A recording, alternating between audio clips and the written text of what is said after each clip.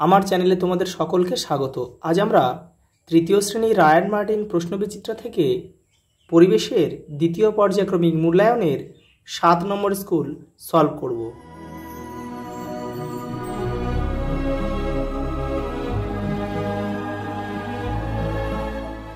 বারাসাত কালীকৃষ্ণ প্রাথমিক বালিকা বিদ্যালয়। প্রথম প্রশ্ন দেখে নাও।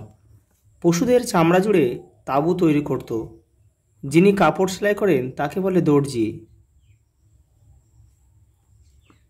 যাযাবর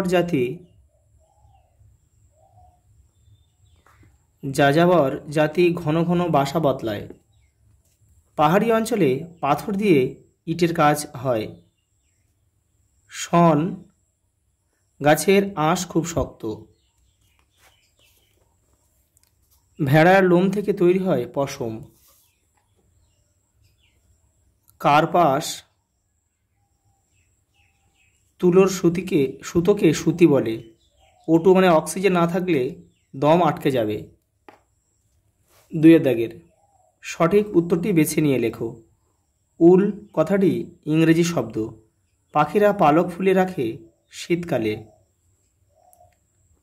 ঝড়ে কাঁচা বাড়ির চাল উড়ে যায়। কয়লার খাদ বুঝিয়ে দিতে হয় বালি দিয়ে।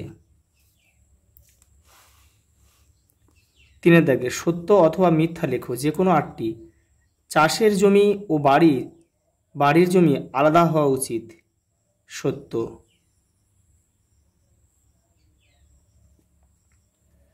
কয়লা খনি এলাকার পাকা বাড়ি করা উচিত। মিথ্যা। সিনথেটিক উল আসলে ক্যাশমিলান। সত্য। খুব বর্ষায় আদি মানুষ পশুর চামড়া গায়ে জড়াতো। মিথ্যা। এটা হবে খুব বর্ষা নয়, খুব ঠান্ডায় হবে, খুব শীতে। হাসপাতালে ডাক্তার খাকি পোশাক পরেন। এটা মিথ্যা। পুরনো দিনের মানুষেরা যাযাবর জীবনযাপন করত। সত্য। বাজারের পাশে থাকা বাড়িতে দুর্গন্ধ আসে। সত্য।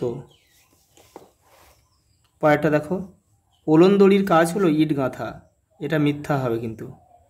কর্নিকের কাজ হচ্ছে ইট গাঁথা, আর ওলন দড়ি কিন্তু ইটের গাঁথনি সোজা হয়েছে কিনা সেটা দেখা হয়।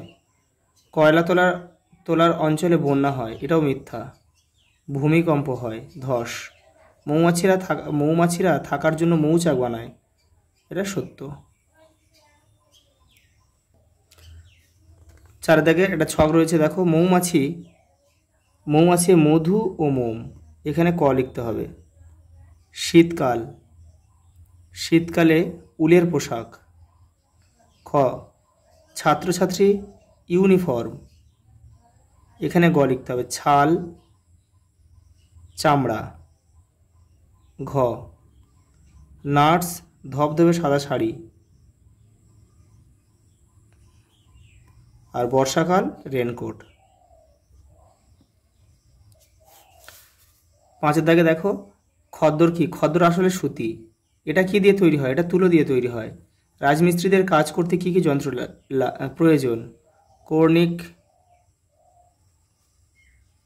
ওলন দড়ি, কড়া প্রভৃতি। যাযাবর জীবন কাকে বলে?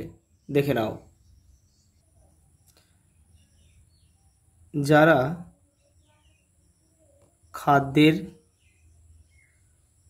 সন্ধানে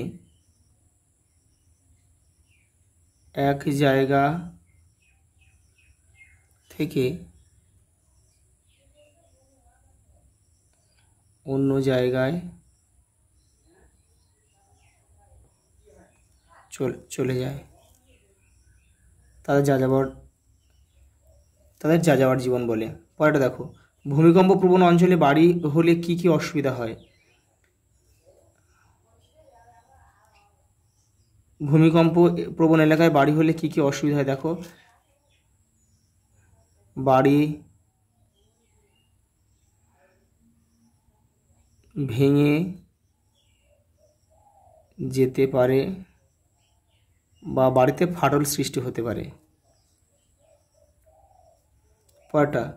একটি কাঁচা বাড়ি ও একটি পাকা বাড়ির ছবি আঁকো ও দুটি করে পার্থক্য লেখো। এটা তোমরা নিজেরা করবে। আচ্ছা, এই পর্যন্ত, দেখা হবে পরের ভিডিওতে।